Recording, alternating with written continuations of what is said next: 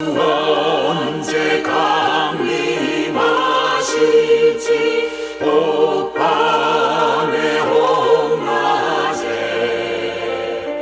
또 주님 만날 그것도 난 알 수 없도다. 내가 믿고 또 의지하는 내 모든 형편하시는 주님 늘 도와주실 것을 나는 확실히 아네.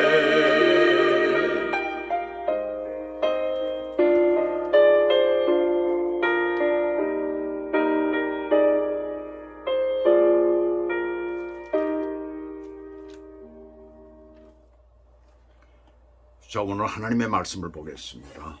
로마서 9장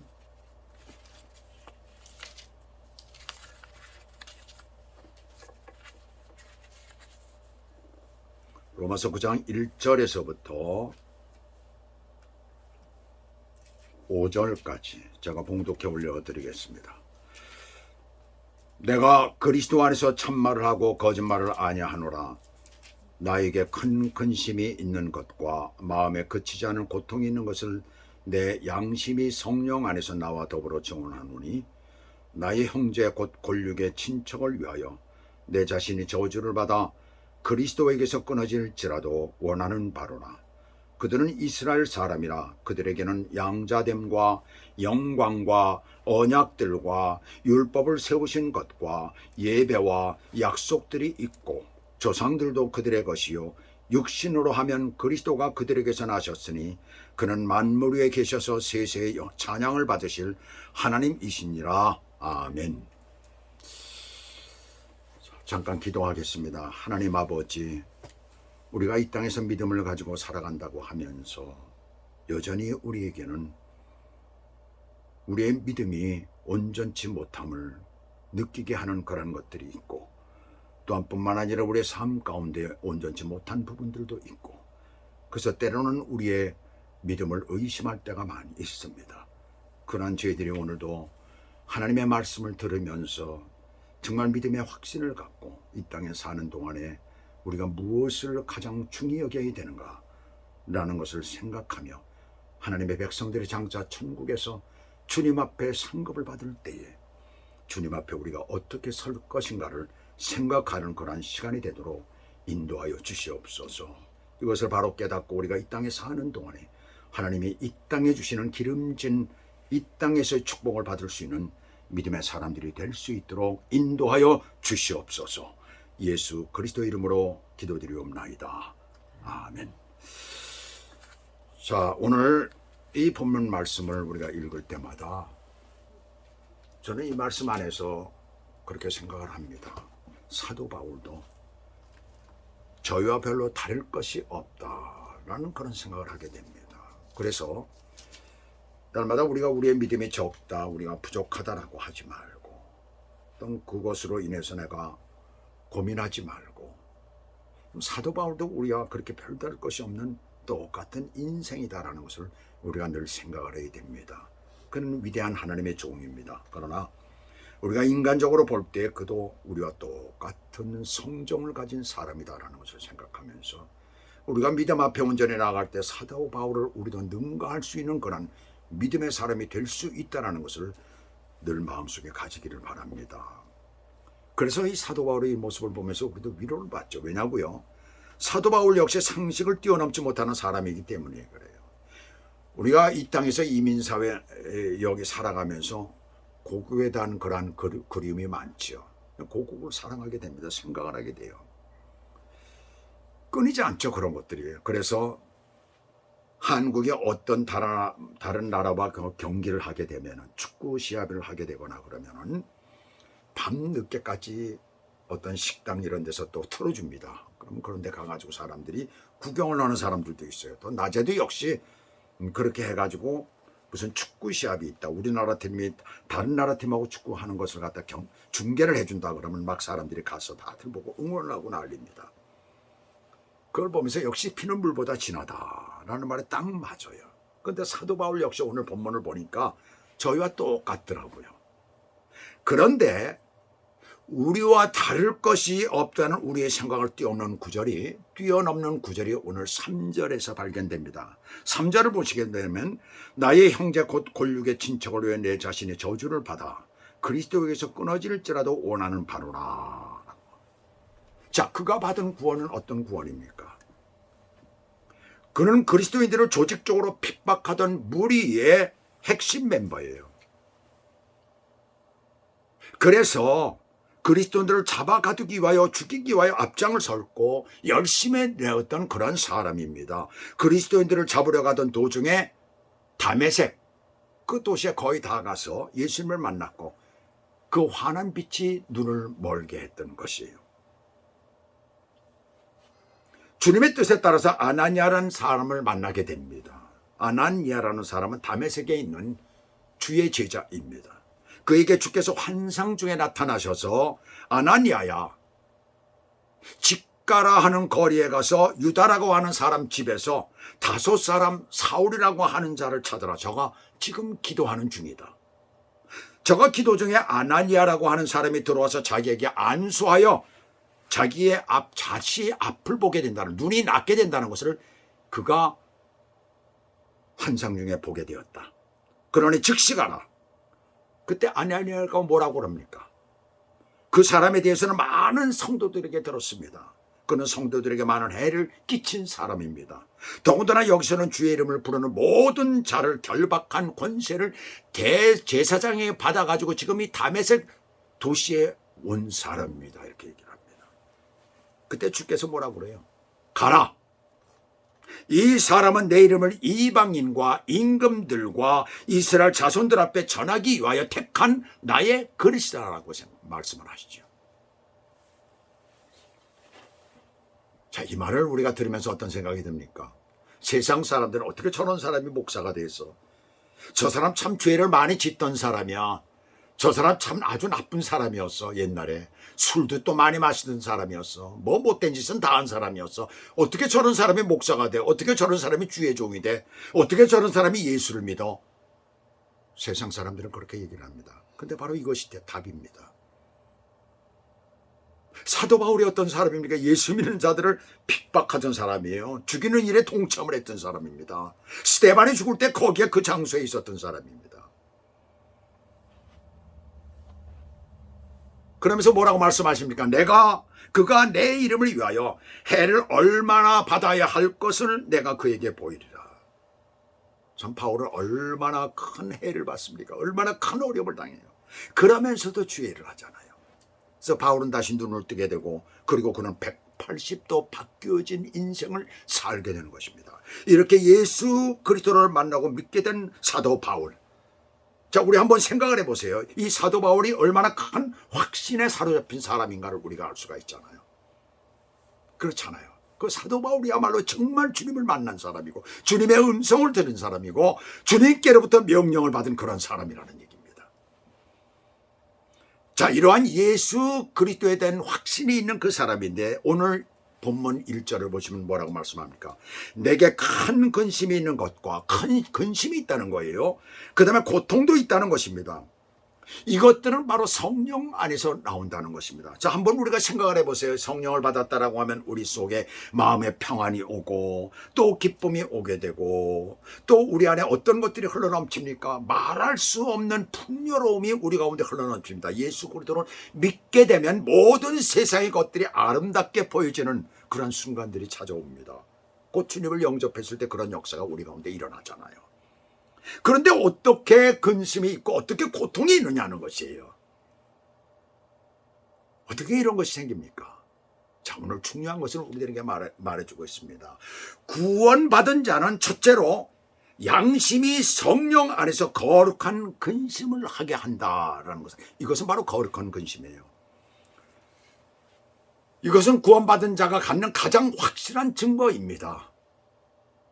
세상의 근심과는 다르지요.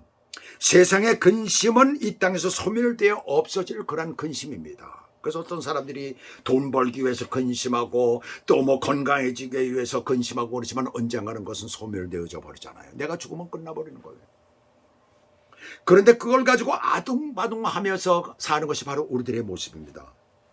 세상의 근심은 우리의 몸과 마음을 파괴시키는 힘을 갖고 있어요. 그래서 잠언 15장 13절에 보게 되면 마음의 근심은 심령을 상하게 한다 그랬어요. 그 다음에 잠언 17장 22절에 보면은 심령의 근심은 뼈로 마르게 한다라고 말씀을 하고 있습니다. 그런데 예수 믿는 사람들에게는 내가 받은 구원 때문에 양심이 자꾸 소리를 지르는 것이에요. 어떤 소리를 지릅니까? 너만 구원받느냐? 너만 구원받고 천국 가느냐? 네 주변을 한번 봐.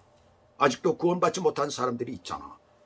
바로 그런 양심이 우리를 자꾸 찌르는 것이에요. 거룩한 근심이자 먼저 이 근심은 살아계신 하나님과 그 아들 예수 그리스도에 대한 확신에서 비롯된 것입니다. 그 근심이 여러분 가운데 있다면은 바로 여러분들은 구원받은 확실한 증거를 여러분들이 가지고 있는 것입니다. 이것은 또한 지금 나의 눈에는 보이질 않지만 장차 하나님의 심판대 앞에 설 때에 내가 받을 상급과 연관이 있는 것이에요. 하나님의 심판대, 바로 그것을 우리 믿는 자들이 서는 그 심판대를 갖다가 비마석 심판대라고 이렇게 얘기를 합니다. 자, 이 믿는 자에게 심판이 있느냐 없느냐라고 한다면은 어떤 분은 심판이 있다라고 하고 어떤 분은 없다라고 합니다. 그런데 둘 다 맞는 얘기예요. 왜냐하면 있다라고 하면 이 비마석 심판대를 말하고 있는 것입니다. 없다는 것은 믿지 않는 자에 대한 심판을 말하고 있는 것이에요. 쉽게 말하면 심판은 두 가지가 있습니다. 믿지 않는 자는 벌을 받는 심판이고 믿는 자는 오직 휴거된 교회가, 바로 교회는 여러분들을 얘기를 하고 있는 겁니다. 휴거된 교회가 받는 심판이에요. 상급에 관한 심판인 것이에요. 그래서 비마석 심판대는 벌이 없습니다. 오직 상 받는 것뿐이에요. 상이 어떤 상이냐? 거기에 따라서 달라지는 것이죠. 비마석이라는 것은 올림픽 경기가 처음 시작될 때에 등장했던 것이에요. 등수를 매기는 심판관이 결승선이 잘 보이는 위치에 심판대를 마련해 놓고 등수를 확인을 했었어요. 그래서 1등, 2등, 3등, 4등 이렇게 등수를 매겼습니다. 그래서 이 심판관이 서는 심판대를 비마석이라고 그때 당시에 불렀던 것이에요. 비마석에 선 심판관은 늦게 들어온 선수를 책망하고 벌 주기 위한 것이 아니에요. 먼저 들어온 자를 상 주기 위해서 서 있는 것입니다. 바로 그것이 다르다는 것이죠. 그래서 우리는 믿는 자들은 죽게 되면 하나님의 심판대 앞에 서게 되는데 그것은 뭐예요? 상을 받기 위한 심판대가 되는 것입니다. 고린도전서 3장 10절 15절을 보시게 되면 이런 말씀이 나옵니다.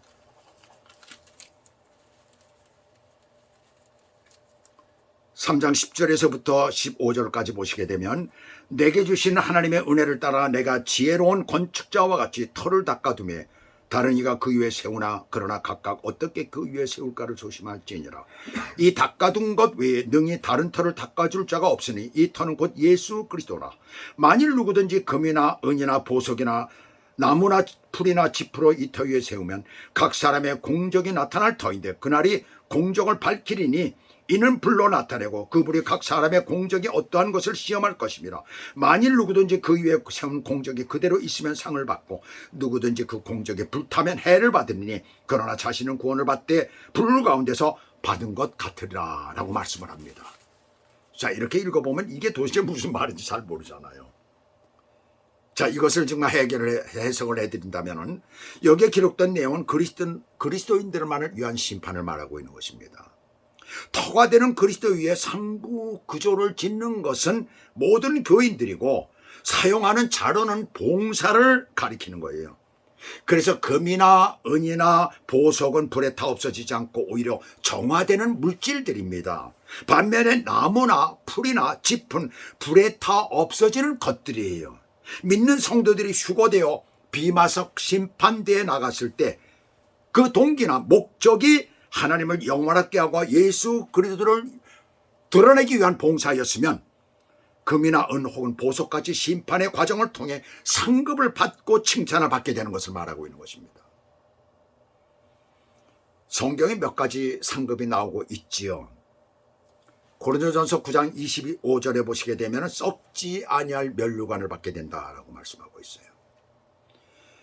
그 다음에 데살로니가전서 2장에 보시게 되면 자랑의 면류관이 나옵니다. 야고보서 1장 12절과 계시록 2장에 보시게 되면 생명의 면류관을 받게 된다고 그래요.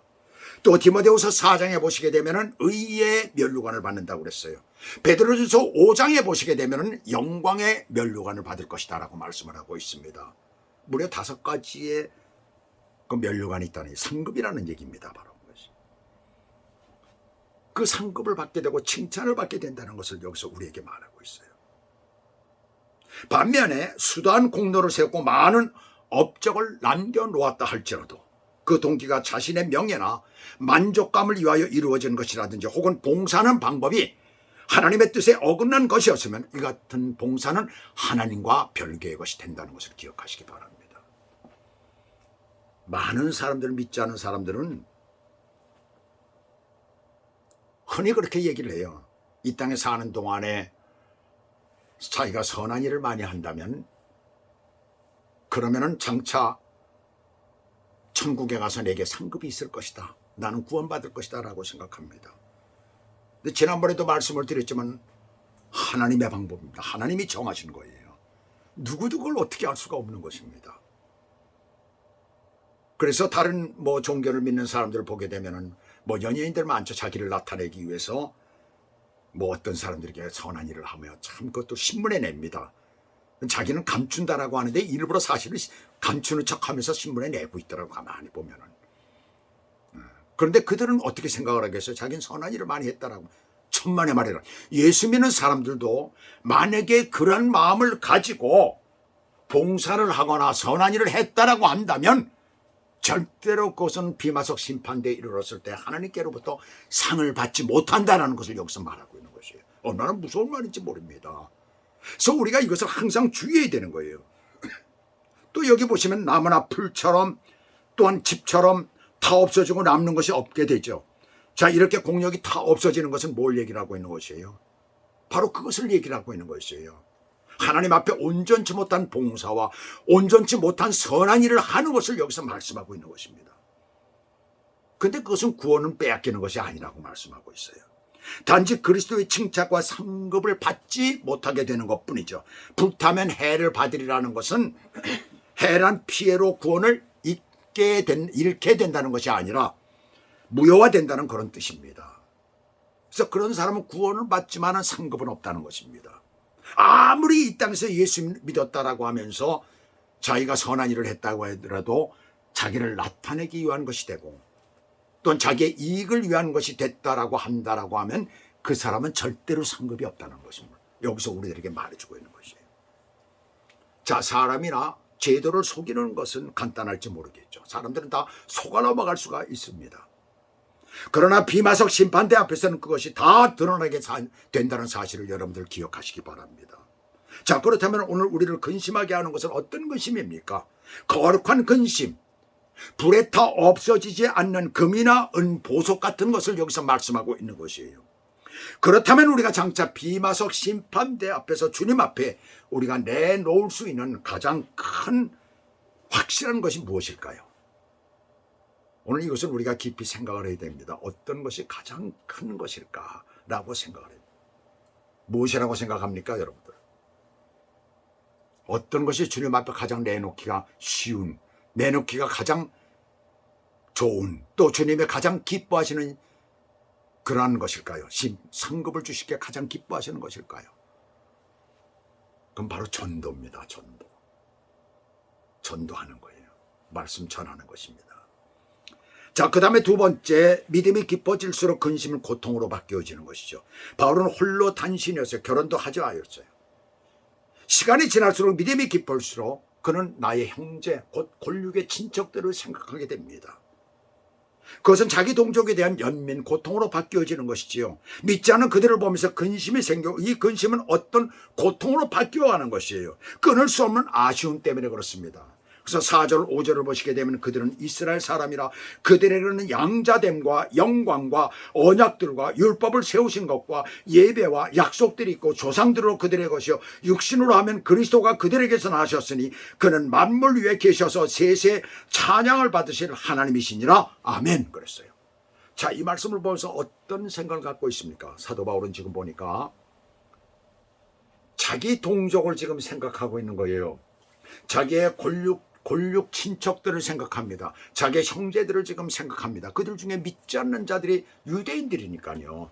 유대교니까요. 그들은 같은 하나님을 믿는다고 하지만 예수 그리스도를 믿지 않으니 얼마나 많은 사람들이 믿지 않고 있겠어요. 그리고 어떤 생각을 가지고 있겠어요. 지금 그들이 너무나 불쌍한 거예요. 그들이 너무나 참 정말 답답한 거예요. 그러면서 그것이 근심이 되더니 그것이 고통으로 지금 바뀌어버리고 만 겁니다. 이것을 어떻게 저들을 갖다가 주님 앞에 인도할 수 있을까? 그러면서 이 글을 쓰면서 뭐라고 그럽니까? 거기에서 자부심을 갖고 있는 거야. 우리는 어떤 사람들이냐? 바로 우리는 이와 같은 사람들이 아니냐. 그들은 정말 이걸 볼 때 말이죠. 믿으면 아주 잘할 텐데 그런데 어째 하나님을 믿지 않은지 모르겠다라는 것이죠. 한마디로. 그래서 자기 민족에 대해 자랑하고 싶은 내용들이 지금 여기 나오죠.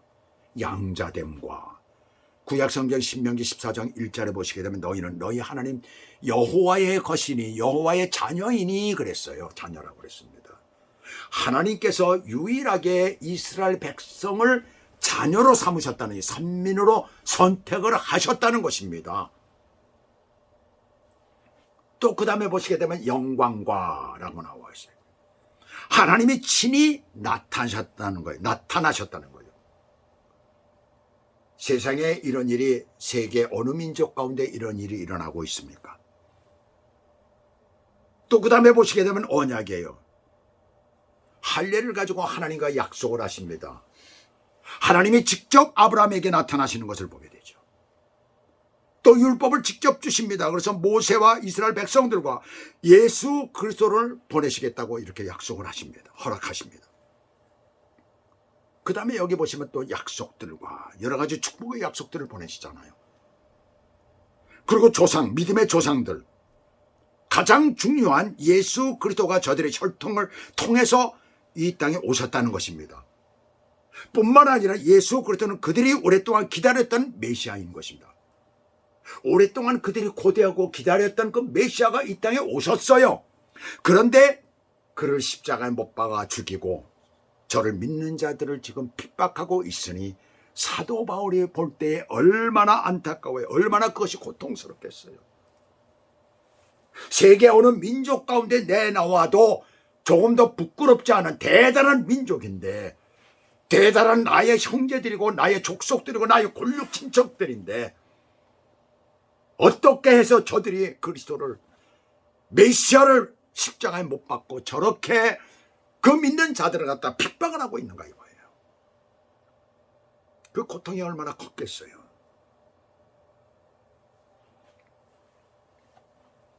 제가 신장이 나쁘다는 것을 알게 되고 그때부터 닥터가 저에게 뭐라고 얘기를 합니까? 닥터 오피스에 가면 항상 그렇게 얘기를 해요. 절대로 무리하지 말아라. 또 그때 당시엔 30분 이상 걷지 말아라. 지금은 이제 이식을 했기 때문에, 이식한 지 이제 9년이 됐죠. 그렇기 때문에 그래도 조금 그때보다 낫죠. 30분 이상 걷지 말아라. 되도록 앉아있고 되도록 쉬도록 해라. 그리고 먹는 것도 조심해라. 가장 특별히 하는 것이 먹는 것 조심하라는 것이죠.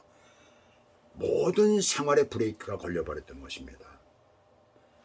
그래서 저는 교회를 그때 당시에 급작스러운 그런 질병이, 나에게 큰 질병이 있다는 것을 알게 되고 교회를 사임을 할 수밖에 없었죠. 사퇴를 할 수밖에 없었어요. 그리고 나서 이제 하나님께서 인도하심을 따라 또 어느 교회 가서 협동 목사로도 있었고 또 여러 가지 주회를 하게 되죠. 또 노인정에 가서 또 그들에게 복음을 전하게, 노인정이라기보다 노인회들이 있어가지고 그 몇십 명 노인들이 모이기도 하고 또 뭐 한 10여 명 모이는 그런 장소도 가고, 지금 현재는 뭐 한 6, 70명 모이는 그런 장소에 가서 지금은 말씀을 전하고 있습니다. 이제 코로나 바이러스 때문에 한 번에 이렇게 모일 때 그분들이 25명, 25분뿐이 모이지를 못해요. 더 많이 모이지 못하게 합니다. 자, 그런 곳에 가서 지금은 말씀을 전하고 있습니다. 물론 모든 부분에서 제가 은퇴를 했죠. 나이도 지금 많으니까. 그럼에도 불구하고 지금까지 지금 제가 일을 하고 있죠. 근데 닥터로부터 그런 얘기를 들었을 때 가장 고통스러웠던 것이 무엇일까요? 제가 아파서 고통스러운 것은 아니에요. 주의 일을 제대로 못한다는 것 때문에 얼마나 그것이 고통스러웠는지 모릅니다. 근데 그렇게 담임 목회를 그만두고 협동 목사로 또는 그런 곳에 가서 이렇게 말씀을 전하면서 사실은 따지고 보니까 담임 목회를 하면서 제가 주회를 했던 것보다 더 바빠지고 더 많은 일을 하게 되더라고요. 말씀을 가르치는 것도 그렇고 또 설교를 하는 것도 그렇고 오히려 가만히 따지면서 지금 생각을 해보니까 오히려 더 많이 했었다라는 것을 지금 깨닫게 됩니다. 하나님께서 그렇게 인도하시는구나. 병들어서 관리를 잘못해서 그렇게 된 것 아니겠어요? 건강의 관리를 잘못해서 병이 들었고 그리고 그로 말미암아서 이제는 일할 수 없게 되었지만 그러나 또 다른 길로 주께서 인도하시는 그 모습을 저는 발견하게 됩니다. 오늘 아침에 식사를 하면서 한 분의 그 복음 성가를 듣게 되었어요. 그러니까 복음 성가가 나오더래. 기타를 치면서 여자분이 복음 성가를 부르더라고요. 근데 참 목소리가 뭐 이 소프라노 가수처럼 그렇게 뭐 대단한 목소리는 아니에요. 나이가 좀 있어 보여요. 근데 길거리에 서가지고 기타를 치면서 찬양을 합니다. 나의 영원하신 기업 하면서 나의 영원하신 기업 생명보다 귀하다 그러면서 찬양을 하는데 저도 모르게 식사를 하다 말고 눈물이 주르륵 흐르더라고요. 근데 댓글 올라온 걸 쭉 이렇게 보니까 그분은 그 포항 어느 지역인 모양이에요. 그 지역에서 노상 가서 길거리에서 그렇게 기타를 치면서 찬양을 하는 거예요. 참 내 생명 살아있는 동안에 참 저와 같은 일을 하는구나. 한 생명을 두고 그를 보고 근심이 있고 고통이 있는 그것들, 믿지 않는 영혼들을 보면서 그들을 보면서 참으로 그 고통이 있고 근심이 있는 것을 주님 앞에 온전히 저렇게 바치는구나. 참 그 모습을 보니까 나도 모르게 눈물이 주르르 그러면서 하나님 그렇습니다.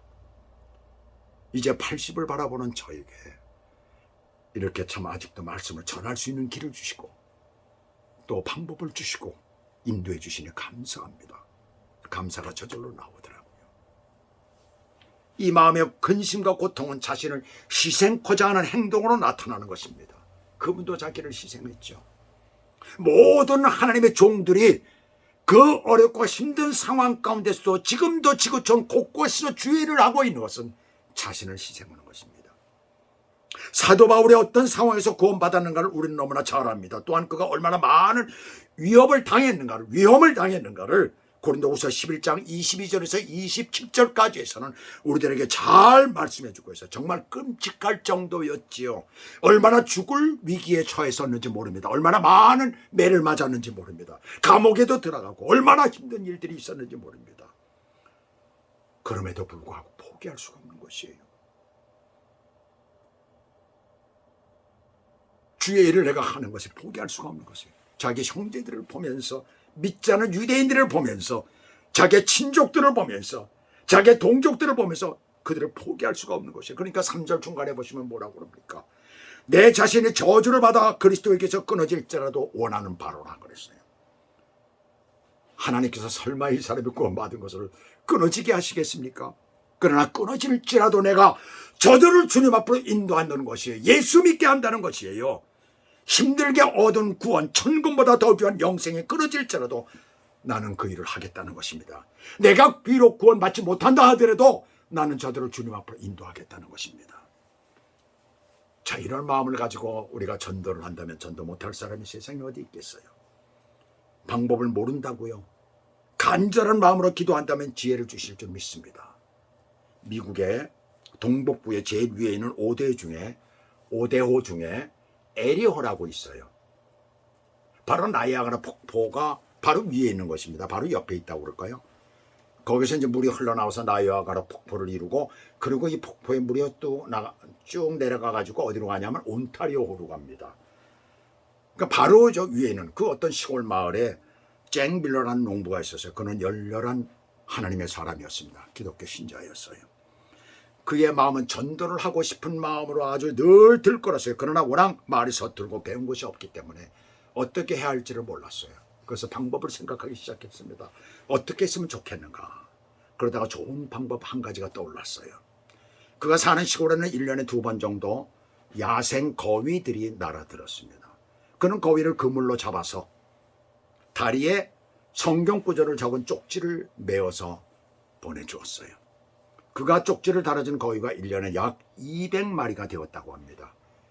이 쪽지를 매단 거위는 겨울이면 남아메리카까지 내려가고, 그 다음에 여름이면 북극 에스키모들이 살고 있는 그 지형으로 갔던 것이에요. 하나님께서는 이 밀러의 이 행위를 축복하시고 그가 하는 일을 인도하셨습니다. 그가 사는 곳에서 200마일 때로는 수천 마일 떨어진 곳에서 이 거위가 지니고 간 성경 구절을 보고 적힌 쪽지를 읽고 어떤 사람은 신앙의 길을 힘차게 가게 되었고, 또 다른 사람은 회개하고 하나님께로 돌아왔어요. 몇 년이 지난 후 그의 책상에는 그들이 보낸 감사의 편지가 산더미처럼 쌓이게 되었던 것입니다. 우리는 사실 여러 가지로 변명을 합니다. 여러 가지 핑계를 많이 댑니다. 전도할 수 있는 기회들이 많고 말씀을 전할 수 있는 기회들이 많은데 나는 이제 늙었으니까 못해. 하나님 앞에 가는 것까지 우리는 내가 입술을 열어서 할 수 있다면 뭐든지 할 수 있는 것입니다. 또 나는 병들어서 못해. 또 어떻게 해야 할지 나는 잘 모르겠어. 나는 아픈 사람인데 아직은 때가 아니야. 만약에 내가 이 말씀을 잘못 전하다 보면 저 사람이 오히려 삐뚤어 나가는 것 아닌가? 안 믿을지 몰라. 지레겁을 먹는 거죠. 참 그런 사람들이 우리들 주변에 많습니다. 예수 믿는 사람들 중에. 근데 걱정할 것 하나도 없어요. 내가 최선을 다할 때 주님이 하신다고 그랬잖아요. 주님이 그 모든 일을 하실 수가 있는 것입니다. 내가 최선을 다해서 어떤 방법을 생각해내고 그것을 가지고 주님 앞에 나아갈 때 주께서는 그 가운데 역사해 주실 줄 믿습니다. 저는 오늘 아침에 그 집사님, 여자 집사님이라고 그러더라고요. 댓글에 보니까. 그를 알고 있는 집사님, 그 어떤 분이 집사님 정말 참 대단합니다 하면서 집사님이라고 그러더라고요. 그때 우리가 같이 있을 때도 같이 성경 공부를 했었죠 라고 하면서 그런 댓글을 다는 것을 보고 이분이 집사님이라는 것을 알았죠. 자기가 방법을 찾은 것입니다. 어떻게 하면 자기의 참으로 길을 내가 갈 수가 있을까? 무슨 일을 내가 할 수 있을까? 그 일은 무슨 일이에요? 어떤 일입니까? 주의 복음을 전하는 일입니다. 세상 끝날까지 주의 복음을 전하는 것이죠. 우리도 그와 같은 길을 찾아야 되는 것입니다. 하나님께서 우리에게 허락하신 생명이 이 땅에 있는 한 주께서 원하시는 삶을 살기를 주님의 이름으로 부탁을 드립니다.